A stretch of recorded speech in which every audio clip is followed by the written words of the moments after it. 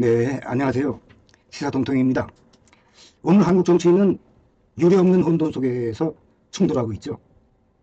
바깥에서는 극진한 국빈 외교가 펼쳐지고 있지만은 국내에서는 권력의 그림자가 드러나고 정치적 혼란은 절정에 다다르고 있습니다.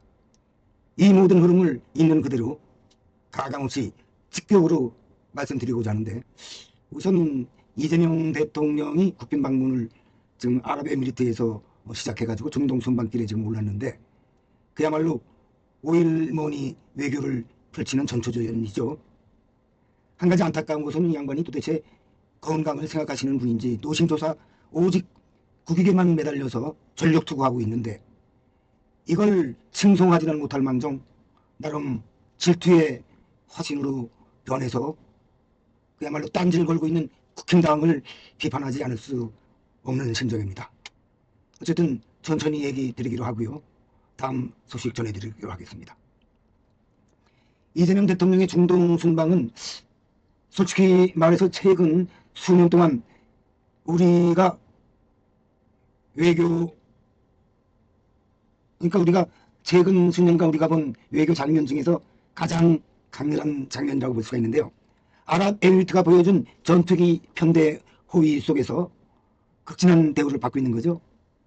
이건 단순한 이유가 아니라 한국을 중동의 전략 파트너로 확실히 인정하겠다는 정치적 메시지라고 볼 수 있죠. 문제는 바로 이 순간 국내에서는 정반대의 현실이 펼쳐지고 있다는 겁니다. 외교는 상승, 내정은 혼돈, 압축적으로 이렇게 말씀드릴 수가 있는데, 이 극단적 대비는 지금 대한민국의 현실을 아주 적나라하게 보여주고 있는 거죠. 그리고 그 혼돈의 중심은요, 이런 가운데 충격적인 증언이 나오고 있습니다. 특검 법정에 나온 경호처 직원들의 증언은 말 그대로 정치판을 지금 흔들어 놓고 있어요. 윤석열 전 대통령이 관저 체포 가능성을 언급하던 시기에 경호하던 내부에서 오갔던 표현들인데, 미사일이라는 고의가 나왔어요. 미사일이 있다, 겁내지 마라, 누구든지 쳐들어오면 마구 쳐부셔라. 이게 그냥 나온 얘기가 아니죠. 이건 그냥 경호원 워딩이 아니고요. 한나라의 지도부가 국가기관이 국민을 대상으로 사용한 단어들이라는데 아연 실색할 수밖에 없는 거예요. 정치적 의기 앞에서 이미 판단을 했고 어떤 대응을 준비했는지 이제 국민들은 정확히 묻기 시작했습니다. 이 문제는 단순한 논란이 아니라 권력의 본질을 묻는 질문으로 변화하고 있는 거죠. 그런데 이 와중에 또 다른 폭발이 등장했죠. 정광훈이 누굽니까? 지난번 서부지방법원 폭동 사태가 났을 때 배후 조종 세력으로 지목받은 자인데, 여태껏 경찰에서 뭐 했는지 이제야 출두를 하게 됐는데, 서부지방법원의 폭동 사태에 이제 배후로 지목된 정광훈이, 그는 경찰 출두 과정에서도 어김없이 저항권이라는 단어를 반복했습니다. 국민 저항권. 문제는 그의 언어는 늘 정치적 효과를 계산하는 그런 언어라는 겁니다. 상황이 불리할수록 더 과격하게, 더 자극적으로, 더 능동적으로, 더 선동적으로 이렇게 발언을 반복한다는 건데, 이 반복은 단순한 개인의 생각이 아니라 지지층을 결집시키기 위한 고의적 정치 행동에 가깝습니다. 전국을 흔들고 혼란을 키우고 자신의 영향력을 유지하기 위해서 정치적 긴장을 끌어올리는 계산된 행동이라는 점에서 이 사건은 매우 중요하다고 볼 수 있는 거죠. 그렇지만 또 서울에서 또 다른 문제들이 이미 임계점에 다가오고 있는 것 같습니다. 오세훈 시장 얘기인데요. 오세훈 시장의 종묘합 재개발, 이 문제는 그냥 도시개혁 차원의 문제가 아니에요. 세계문화유산 종묘라는 거대한 역사의 자산, 이 역사적 자산을 바탕에 깔고 그 거대한 역사적인 사건을 서울시가 도심 재개발이라는 이름으로 흔들고 있다는 데 문제가 있는 건데, 유네스코는 세계유산 주변의 고층, 그러니까 고층화된 개발에 대해서 사실은 언급을 하고 있는 거죠. 수십 년 동안 일관되게 반대 원칙을 유지해 오고 있는데, 그게 세계적 자산인 유네스코 세계유산을 보호하려고 하는 그런 원칙이 바탕에 깔려 있는 거죠. 이유는 분명합니다. 다른 게 아니고 경관 붕괴. 그 자연 경관 그대로 유지해서 세계적 문화 가치를 후손 만대에 전래시키겠다고 하는 근본적인 목적에 말하자면 경관이 파괴되면 되겠어요. 그래서 경관 붕괴, 시각적 침해, 그 볼거리를 제대로 볼 수 있는 아름다운 미적 감각을 향유할 수 있는 그런 입장을 침해당하면 안 되겠죠. 그리고 역사 흐름의 단절, 역사는 이어지는 건데 어느 한순간에 단절되는 그런 순간이 있어서는 안 되겠다는 얘기예요. 그런데 서울시는 마치 이 경고가 대수롭지 않다는 등 그렇게 느껴지죠. 개발 계획을 강행하려고 하고 있는 거예요. 문화계에서는 서울시가 종묘의 경관축을 직접 타격하고 있다, 세계유산 관리 기준을 정면으로 위반하고 있다 라는 비판이 지금 거세게 일고 있는데, 이건 서울시의 정책 판단이 국제적 기준을 무시하는 것인지, 아니면 개발 우선 논리가 문화보다 앞서는 것인지 정면으로 묻는 그런 문제가 돼버리고 말았습니다.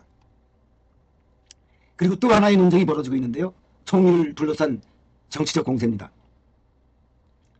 김민석 총리가 한강버스 운영 실태와 안전관리 관련 현장을 직접 확인한 뒤 일부 정치권에서는 이게 사전선거운동이 아니냐, 이런 공세가 지금 펼쳐지고 있습니다. 하지만 현장 점검과 경위 파악은 국무총리의 기본적인 행정 책임 아닙니까? 문제를 해결하려고 총리가 있는 건데 현장에 간 걸 두고서 선거 프레임을 씌우는 건 정쟁을 위한 정쟁 외에는 아무 의미가 없는 거죠.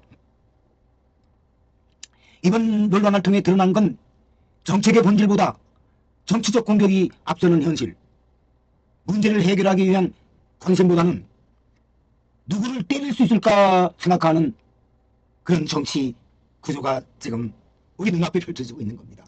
이게 망국의 길로 가는 아주 지름길이죠. 이걸 타파해야만 됩니다. 그리고 이 혼란의 중심에서 국회는 또 다른 전쟁을 시작하고 있는 것 같아요. 총선 이후에 완전히 재편됐죠, 국회가. 여야는 이제 상임위, 예산, 법안 그 권한을 놓고서 전면전 수준의 충돌을 벌이고 있는데, 뭐 여러분들 각 상임위 지난번 국정감사에서 보셨을 거예요. 그 악의 다툼. 물론 어디서 촉발을 했을까요? 정책적 대안을 내놓지 않고 국민의힘 의원들이 때를 지어서 악바리를 부렸잖아요. 참으로 개탄스럽지 않을 수가 없는데, 각 정당은 다른 정권과 정치 생존을 위해 한치도 물러설 생각이 없습니다. 물론 민주당에서 그걸 받아들일 수 있을까요? 그래서 협치가 과연 존재할 수 있을까요? 그 3자적 입장에서 바라볼 때 민주당이 왜 저걸 안 받아주나 뭐 이런 생각보다는 저걸 왜 제대로 제압하지 못하는가 이런 생각만 들었어요. 국정 운영의 효율을 절대 기대할 수 없는 거죠. 그리고 국민의 삶을 도모하는 그런 국회라고 볼 수도 없는 거죠. 이게 현실이 되고 말았어요. 한동안 뒤로 달릴 가능성이 아주 높아졌죠. 정치권은 지금 권력 재편에 가장 민감한 구간을 통과 중인데, 그런데 문제는요, 국민의힘이 내란 동조 정당이라는 탈을 벗어야 되는데 점점 더 그 장동혁 대표 같은 국민의힘의 대표는 매일 터져나오는 오딩이 말이죠. 윤석열이야 윤석열 다시. 그리고 지난번에는 어떤 발언이 나왔습니까? 황교안이 한동훈 그리고 국회의장 당장 체포하라는 그런 SNS 글을 세부상 내란 비상계엄 발표 후에 기재한 거 아닙니까? 그야말로 내란 동조 세력이 황교안 아닙니까? 그런데 우리가 황교안이다, 똘똘 뭉쳐 싸우자, 이런 구호를 외친 사람이 누굽니까? 장동혁 국민의힘 대표랍니다. 대표라는 겁니다.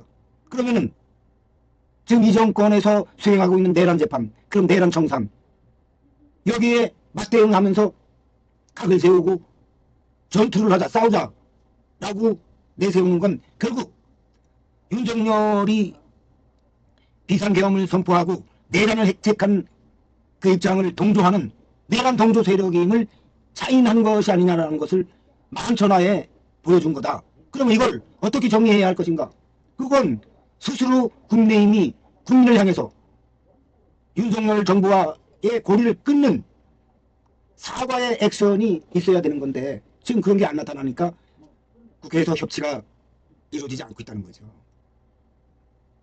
이게 언제까지 계속될런지 참 국민들 입장에서는 안타깝게 그지없습니다.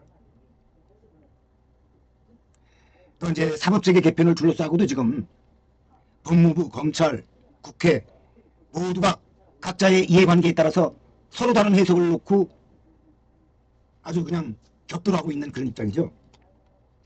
개편의 속도, 제도적 범위, 권한 이동, 이 모든 것이 정치적 파급력을 가진 만큼 향후 전국에서 또 하나의 큰 불씨로 남을 가능성이 매우 높습니다. 이런 오늘의 흐름을 정리해보면 대통령은 해외에서 국빈 대우 예우를 받고 국내에서는 특검이 권력의 민낯을 드러내면서 도시는 개발 논란으로 흔들리고 정치권은 끝없이 싸우고 있는 이런 현실. 한마디로 대한민국 정치는 지금 분기점에 서 있다고 진단할 수 있는 거죠. 이 변화의 중심에는 국민의 판단과 선택이 있습니다. 그 판단이 향후 몇 년간 한국 정치의 방향을 결정하게 될 것입니다. 지금 여러분께서 스사통통을 시청하고 계신데요.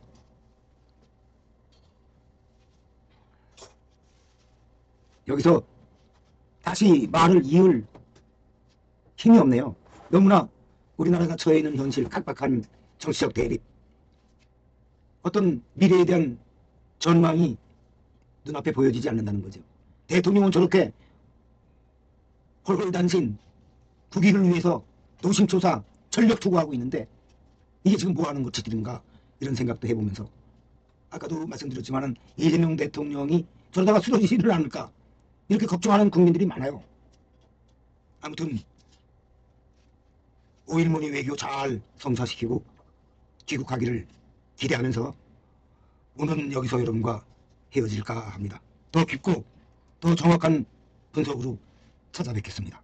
여러분 안녕히 계십시오.